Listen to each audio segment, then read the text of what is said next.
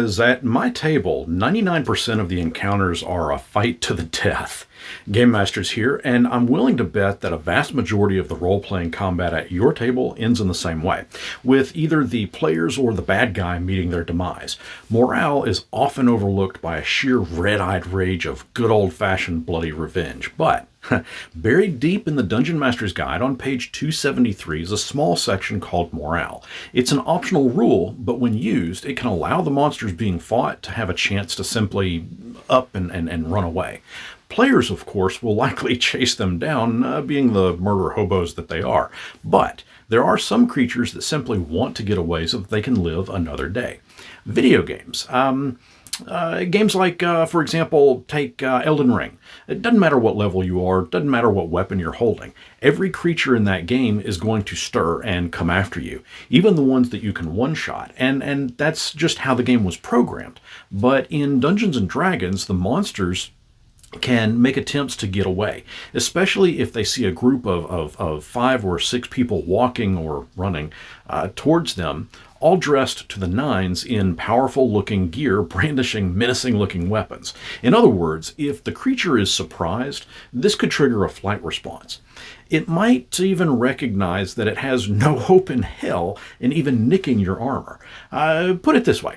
Let's look at the aboleth. It has an above-average intelligence of 18. Yeah, it's lawful evil, and so its nature would be to attack relentlessly. But even when faced with enough odds, it's smart enough to retreat before it meets its end, especially if it's taken plenty of damage in a fight.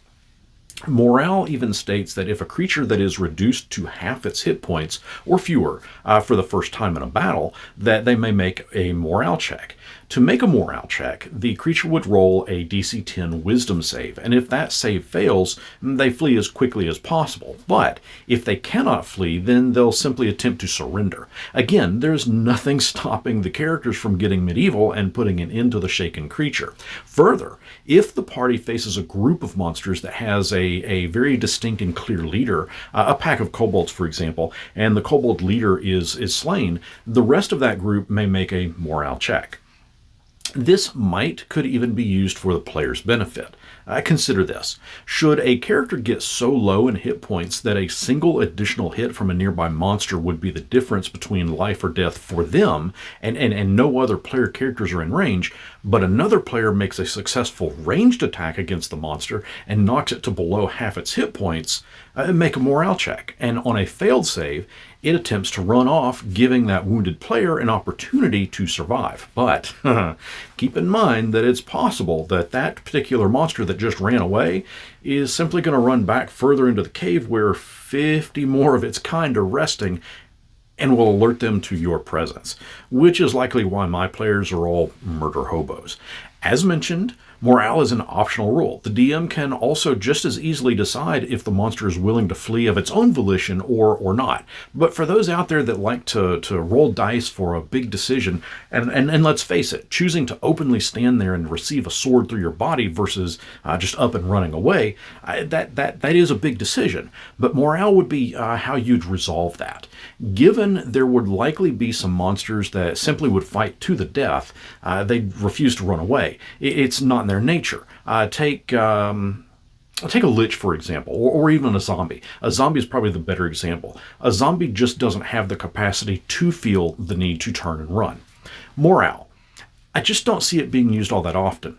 I don't use it myself except in rare occasions because for the most part, if I need a creature to run to further the plot, they will. And boy, is it fun to watch the players chase after them.